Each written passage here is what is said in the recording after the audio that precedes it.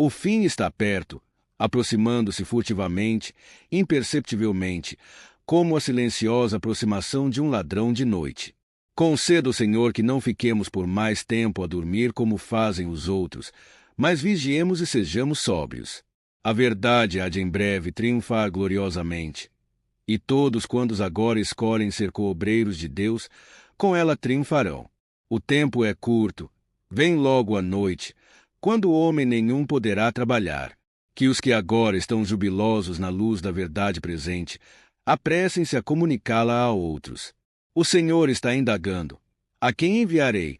Os que desejam fazer sacrifício pela causa da verdade devem responder agora: eis-me aqui, envia-me a mim. Isaías capítulo 6, versículo 8.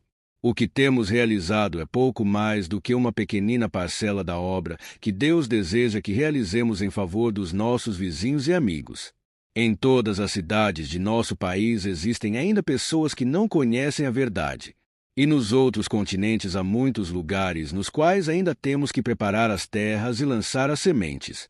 Estamos no limiar do tempo de angústia, e acham-se diante de nós perplexidades com que dificilmente sonhamos. Um poder de baixo está levando os homens a guerrear contra o céu. Os seres humanos confederaram-se com agentes satânicos para anular a lei de Deus. Os habitantes do mundo rapidamente se vão tornando como os do tempo de Noé, que foram exterminados pelo dilúvio, e como os de Sodoma, que foram consumidos por fogo que caiu do céu. Os poderes de Satanás estão a trabalhar para conservar o espírito dos homens alheio às realidades eternas. O inimigo dispôs as coisas de maneira que servissem aos seus propósitos. Atividades mundanas, esportes, as modas da época, são coisas que ocupam o espírito dos homens e mulheres. Diversões e leituras inúteis corrompem o juízo. Na estrada larga que leva à ruína eterna anda um cortejo longo. O mundo, cheio de violência, festas e bebedice, está pervertendo a igreja. A lei de Deus, o divino padrão de justiça, é considerada de nenhum efeito. Deveremos esperar até que se cumpram as profecias do fim, antes de dizermos alguma coisa a seu respeito. Que valor terão nossas palavras então? Deveremos esperar até que os juízos de Deus caiam sobre o transgressor antes que lhe digamos como evitá-los. Onde está nossa fé na palavra de Deus? Teremos que ver as coisas preditas se realizarem, antes que acreditemos no que ele diz. Em raios claros e distintos tem-nos vindo iluminação, mostrando-nos que o grande dia do Senhor está bem perto, próximo, às portas. Leiamos e compreendamos antes de ser tarde demais. Talentos de acordo com as necessidades. O Senhor tem em seu grande plano um lugar para cada um. Ele não concede talentos que não sejam necessários. Ainda que o talento seja pequeno, Deus para ele tem emprego. E se o usarmos com fidelidade, executará exatamente a obra para que o Senhor o destinou. Mesmo os talentos do humilde habitante de uma favela são necessitados no trabalho de casa em casa, e podem nessa atividade realizar mais que talentos brilhantes. Quando os homens usarem as suas faculdades como Deus o indica, seus talentos aumentarão, sua capacidade será ampliada, e terão visão celestial ao buscarem salvar os perdidos. Mas enquanto os membros da igreja forem indiferentes e descuidosos da responsabilidade que Deus lhes confiou para comunicar a outros, como podem esperar receber o tesouro celestial? Quando os que professam ser cristãos não sentem a preocupação de iluminar os que estão em trevas, quando deixam de comunicar graça e conhecimento, tornam-se menos capazes de discernir, perdem o apreço pelas riquezas dos dons celestiais e, deixando de valorizá-los para si próprios, deixam de sentir a necessidade de apresentá-los a outros. Vemos estabelecerem-se grandes igrejas em diferentes lugares.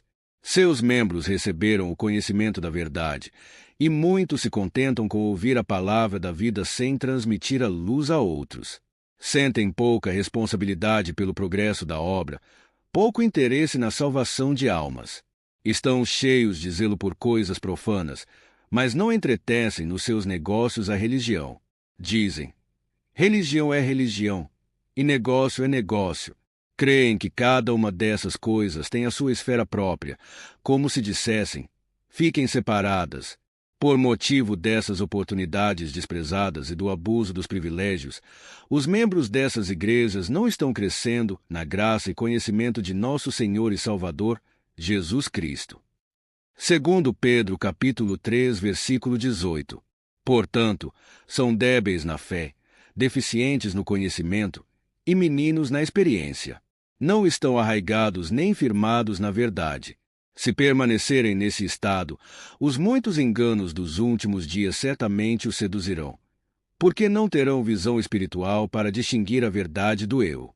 Deus deseja conceder o dom do Espírito Santo quando uma série de conferências é realizada por obreiros de experiência num lugar em que vivem irmãos nossos. Repousa sobre os crentes desse campo a solene obrigação de fazer tudo quanto está ao seu alcance para abrir o caminho para o Senhor atuar. Devem, orando, examinar a consciência e preparar o caminho para o Senhor, removendo todo o pecado que os impediria de cooperar com Deus e com seus irmãos. Em visões da noite, passaram perante mim representações de um grande movimento de reforma entre o povo de Deus. Muitos estavam louvando a Deus. Os enfermos eram curados e outros milagres eram operados. Viu-se um espírito de intercessão tal como se manifestou antes do grande dia de Pentecoste. Viam-se centenas e milhares visitando famílias e abrindo perante elas a palavra de Deus. Os corações eram convencidos pelo poder do Espírito Santo e manifestava-se um espírito de genuína conversão. Portas se abriam por toda parte para a proclamação da verdade. O mundo parecia iluminado pela influência celestial. Grandes bênçãos eram recebidas pelo fiel e humilde povo de Deus. Ouvi vozes de ações de graças e louvor, e parecia haver uma reforma como a que testemunhamos em 1844. Deus deseja revigorar seu povo pelo dom do Espírito Santo, batizando de novo com seu amor. Não há necessidade de haver escassez do Espírito na igreja. Depois da ascensão de Cristo, o Espírito Santo desceu sobre os discípulos, que com fé e oração o estavam esperando, e desceu com plenitude e poder tais que atingiu todos os corações. Futuramente a terra há de ser iluminada com a glória de Deus. Santa influência há de irradiar para o mundo, procedente dos que são santificados pela verdade. A terra há de ser circundada de uma atmosfera de graça. O Espírito Santo há de operar em corações humanos, revelando aos homens as coisas de Deus. Está o Senhor desejoso de fazer uma grande obra em favor de todos quantos verdadeiramente nele creem. Se os membros da igreja se dispuserem a participar da obra que podem fazer, empenhando-se em atividades por conta própria, vendo cada qual quanto pode realizar na conquista de almas para Jesus, veremos muitos abandonarem as fileiras de Satanás para manter-se sob a bandeira de Cristo. Se nosso povo agir em conformidade com a luz que lhes é fornecida nestas poucas instruções, certamente veremos a salvação operada por Deus. Seguir-se-ão reavivamentos prodigiosos. Pecadores serão convertidos, e muitas pessoas serão acrescentadas à igreja. Ao unirmos o nosso coração ao de Cristo e colocarmos nossa vida em harmonia com a sua obra, virá sobre nós o Espírito que desceu sobre os discípulos no dia de Pentecostes. O perigo em demorar. Nas visões da noite foi apresentada diante de mim uma cena impressionante. Vi uma imensa bola de fogo cair no meio de algumas lindas habitações, destruindo-as imediatamente. Ouvi alguns dizerem: sabíamos que os juízos de Deus sobreviriam à terra, mas não sabíamos que viriam tão cedo. Outros, com a voz quase embargada de agonia, diziam: os senhores sabiam. Por quê, então, não nos disseram? Nós não sabíamos. Por toda parte, ouvi serem pronunciadas semelhantes palavras de acusação. Acordei muito aflita. Adormeci de novo e pareceu-me estar numa grande reunião. Uma pessoa de autoridade falava à congregação e perante ela se achava um mapa do mundo todo. Disse que o mapa retratava a vinha do Senhor, que tem de ser cultivada. Quando a luz do céu incidisse sobre qualquer pessoa, ela deveria refleti-las sóbrias demais. Luzes deveriam ser acesas em muitos lugares, e nessas luzes outras ainda deveriam ser acesas. Foram repetidas as palavras: vós sois o sal da terra. E se o sal for insípido, com que se há de salgar? Para nada mais presta senão para se lançar fora e ser pisado pelos homens. Vós sois a luz do mundo. Não se pode esconder uma cidade edificada sobre um monte, nem se acende a candeia e se coloca debaixo do alqueire, mas no velador, e dá luz a todos que estão na casa.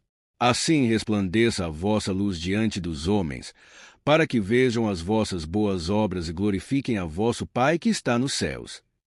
Mateus capítulo 5, versículos 13 e 16. Cada dia que passa nos leva para mais perto do fim, mas leva-nos também para mais perto de Deus. Estamos vigilantes em oração?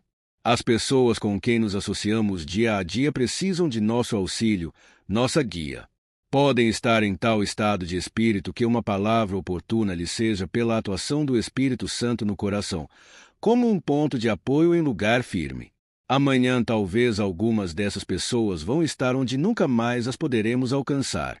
Qual é a nossa influência sobre esses companheiros de jornada? Que esforço estamos fazendo para ganhá-los para Cristo? Enquanto os anjos seguram os 4 ventos, cumpre-nos trabalhar com todas as nossas forças. Precisamos proclamar nossa mensagem sem demora. Perante o universo celestial e os homens desta época degenerada, precisamos dar o testemunho de que nossa religião é uma fé e um poder, dos quais o autor é Cristo, e sua palavra o divino oráculo. Pessoas pendem na balança. Ou serão súditas do reino de Deus ou escravas do despotismo de Satanás. Todos devem ter o privilégio de lançar mão da esperança embutida no Evangelho. Mas como podem eles ouvir sem pregador? A família humana está carente de uma renovação moral, um preparo de caráter, a fim de poder subsistir diante de Deus. Muitos estão prestes a perecer devido aos erros heréticos que predominam, os quais são calculados para neutralizar a mensagem evangélica. Quem se consagrará agora plenamente para tornar-se co-obreiro de Deus? Muitíssimos dos que hoje compõem nossas congregações estão mortos em ofensas e pecados. Vão e vêm como a porta sobre seus gonzos. Durante anos, escutaram complacentemente as verdades mais solenes e comovedoras, mas não as puseram em prática. Portanto, são cada vez mais insensíveis à preciosidade da verdade. Os testemunhos comovedores de reprovação e admoestação não os movem ao arrependimento. As mais suaves melodias de origem divina, vindas através de lábios humanos à justificação pela fé e a justiça de Cristo, não lhes arrancam uma manifestação de amor e gratidão. Embora o mercador celestial lhes exiba as joias mais preciosas da fé e amor, ainda que os convide para dele comprar o ouro refinado no fogo. Apocalipse capítulo 3, versículo 18. Vestidos brancos para que se vistam, e colírio para que vejam, endurecem contra ele o coração e deixam de trocar pelo amor e o zelo a sua mornidão. Conquanto professem piedade, negam-lhe o poder. Se continuarem nesse estado, Deus os repudiará. Estão se incapacitando para serem membros de sua família. Tenham presente os membros da igreja que o fato de se acharem os seus nomes nos livros da igreja não os salvará. Devem mostrar-se aprovados por Deus, obreiros que não têm de que se envergonhar. Dia a dia devem formar o seu caráter de acordo com as instruções de Cristo. Devem permanecer nele, exercendo constantemente a fé em Cristo. Assim crescerão até a estatura completa de homens e mulheres em Cristo, cristãos sadios, animados e gratos, guiados por Deus para a luz cada vez mais clara. Se assim não for, achar-se-ão entre os que um dia proferirão a amarga lamentação. Passou a cega, findou o verão, e não estou salvo. Jeremias capítulo 8, versículo 20. Porque não me refugiei na fortaleza, porque brinquei com o assunto da salvação e desprezei o Espírito da graça. Irmãos e irmãs, os que presumem que há muito conhecem a verdade, pergunto individualmente: está a sua prática em conformidade com a luz, os privilégios e oportunidades que o céu lhes deparou? Pergunta importante é essa. O sol da justiça nasceu para a igreja, e a obrigação da igreja é resplandecer. Cada pessoa tem o privilégio de progredir. Os que estão unidos a Cristo crescerão na graça e no conhecimento do Filho de Deus, até alcançar a estatura completa de homens e mulheres. Se todos quantos professam crer a verdade houvessem aproveitado bem as suas aptidões e oportunidades de aprender e praticar, teriam se tornado fortes em Cristo. Não importa a sua ocupação, lavradores, mecânicos, professores ou pastores, se tivessem consagrado inteiramente a Deus, poderiam haver se tornado obreiros eficientes do Mestre Celestial. Os membros das igrejas devem ser preparados. É evidente que todos os sermões pregados não produziram grande colheita de obreiros abnegados. Deve considerar-se que esse assunto envolve os mais importantes resultados. Está em jogo o nosso destino eterno. As igrejas estão definhando porque os seus talentos não foram empregados para difundir a luz. Devem ser dadas instruções cuidadosas que serão como lições do Mestre, para que todos utilizem a sua luz. Os que têm a supervisão das igrejas devem escolher membros capazes e confiar-lhes responsabilidades, dando-lhes ao mesmo tempo instruções quanto a como melhor servir e beneficiar outros. Os mecânicos, advogados, comerciantes, homens de toda espécie de profissões e negócios se preparam a fim de se assenhorearem de seu trabalho. Enquanto professamente empenhados no serviço de Cristo, devem seus seguidores ser menos inteligentes e ignorantes acerca dos métodos e recursos a serem empregados. O empreendimento de alcançar a vida eterna está acima de qualquer consideração terrena. Para conduzir almas a Jesus é preciso ter certo conhecimento da natureza humana e estudar a mente dos homens.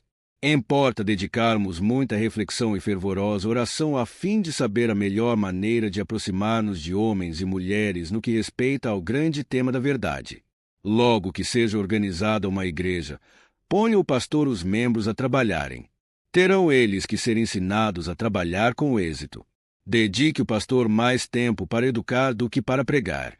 Ensine ao povo a maneira de transmitir aos outros o conhecimento que receberam. Se bem que os novos conversos devam ser ensinados a pedir conselho dos mais experientes na obra, devem ao mesmo tempo ser ensinados a não colocar o pastor em lugar de Deus. O maior auxílio que se pode prestar a nosso povo é ensiná-lo a trabalhar para Deus e a nele confiar, e não nos pastores. Aprendam a trabalhar como Cristo trabalhou. Unam-se ao seu exército de obreiros e façam por ele um trabalho fiel. Que os mestres vão à frente no trabalho entre o povo, e outros, unindo-se a eles, aprenderão em seu exemplo. Um exemplo vale mais que muitos preceitos. A ciência do bom viver, 149. Aqueles a cujo cargo se encontram os interesses espirituais da Igreja devem formular planos e encontrar meios pelos quais se dê a todos os seus membros alguma oportunidade de fazer uma parte na obra de Deus. Nem sempre foi isso feito em tempos passados. Não foram bem definidos nem executados os planos para empregar os talentos de cada um em serviço ativo. Poucos estão percebendo quanto se tem perdido por causa disso. Em cada igreja existem talentos que, mediante o correto enfoque, serão desenvolvidos a ponto de se tornarem um grande auxílio ao mundo. Deveria existir um plano bem organizado para o emprego de obreiros que fossem a todas as nossas igrejas, grandes ou pequenas, para instruir os membros como trabalhar para a edificação da igreja e também a favor dos incrédulos.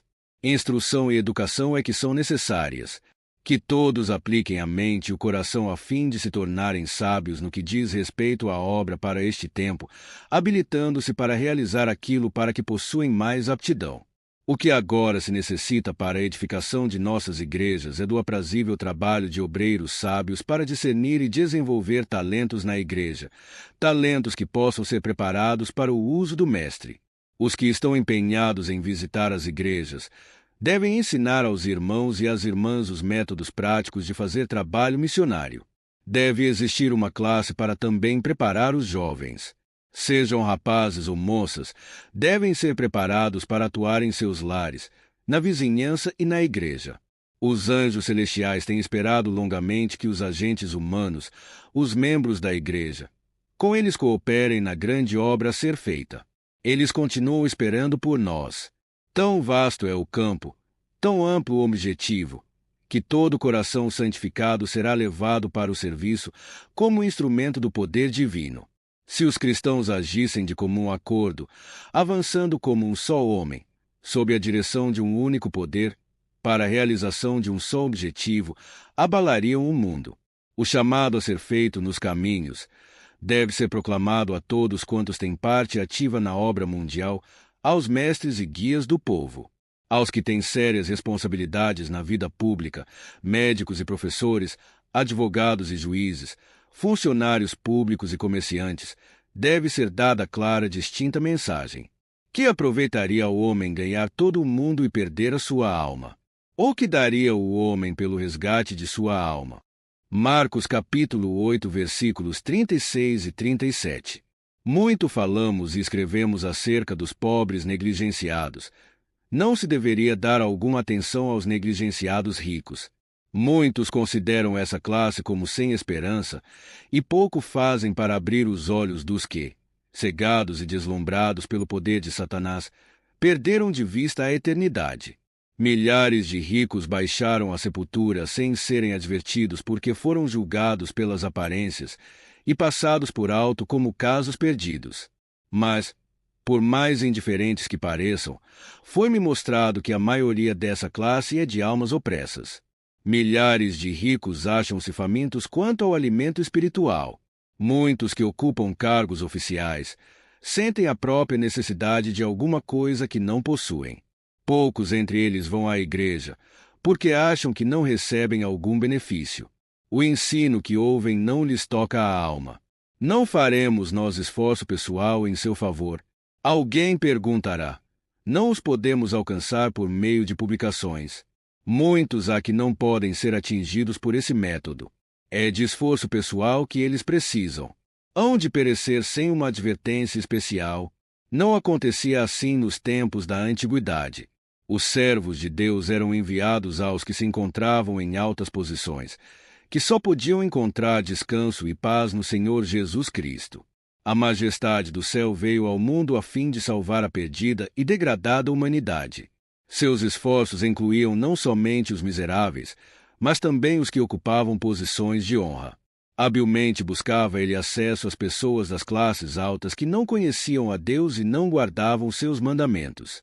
A mesma obra continuou depois da ascensão de Cristo. Fico comovida ao ler sobre o interesse manifestado pelo Senhor em Cornélio. Ele era um homem de posição elevada, oficial do exército romano, mas estava andando estritamente em harmonia com a luz que recebera. O Senhor mandou-lhe especial mensagem do céu e, por meio de outra mensagem, encaminhou Pedro para visitá-lo e comunicar-lhe luz. Deve servir-nos de grande animação em nosso trabalho pensar na compaixão e eterno amor de Deus para com os que estão buscando luz e por ela orando. Muitos me são apresentados como sendo semelhantes a Cornélio, homens que Deus deseja unir à sua igreja. Eles simpatizam com o povo que guarda os mandamentos do Senhor. As ligações que os prendem ao mundo, porém, seguram-nos firmemente. Não têm a coragem moral de tomar posição ao lado dos humildes. Cumpre-nos fazer especiais esforços por essas pessoas, necessitadas também de trabalho especial em virtude de suas responsabilidades e tentações. Segundo a luz que me foi dada, sei que deve ser dito agora aos homens de influência e autoridade no mundo, um positivo, assim diz o Senhor. Eles são mordomos a quem Deus confiou importantes legados. Caso lhe aceitem o convite, ele os empregará em sua causa. Alguns há especialmente aptos para trabalhar entre as classes mais altas. Esses devem buscar diariamente o Senhor, estudando a maneira de se aproximarem dessas pessoas, não tendo apenas uma relação acidental, mas apoderar-se delas por meio de esforço pessoal e fé viva, manifestando profundo amor por sua salvação. Verdadeiro interesse em que recebam o conhecimento da verdade, como é na palavra de Deus. Queridos irmãos, já estamos nos tempos de sairmos das cadeiras das igrejas e individualmente correr para o campo fazendo a seara que Deus quer. A seara é grande, porém poucos os ceifeiros. Não fomos colocados neste mundo somente para ouvir a palavra de Deus. Nós fomos colocados aqui para também sermos participantes das colheitas de Cristo. Se somente somos participantes nos cultos e programações das nossas igrejas, não estamos fazendo nada demais. Devemos, como ovelhas de Cristo, escutar a voz do pastor e pregar o Evangelho de Cristo aos perdidos. Assim fazendo, Estamos servindo a Deus não somente por fé, mas por obras também. Pois quando levamos uma alma para Cristo e essa alma se entrega a Ele, somos assim instrumentos de Deus, usados pelo Espírito Santo, para levar almas famintas à salvação e redenção eterna. Queridos irmãos, ajudem a essa comunidade crescer. Se desejarem, compartilhem esses estudos para pessoas que vocês acham que precisa e se inscreva nessa comunidade. Se você precisar de oração intercessória para algum familiar, parente ou amigo, deixe nos comentários o nome da pessoa, cidade e estado que ela mora. Não se envergonhe de falar de Jesus para o mundo. Deus abençoe a todos em o nome do nosso Senhor e Salvador Jesus Cristo.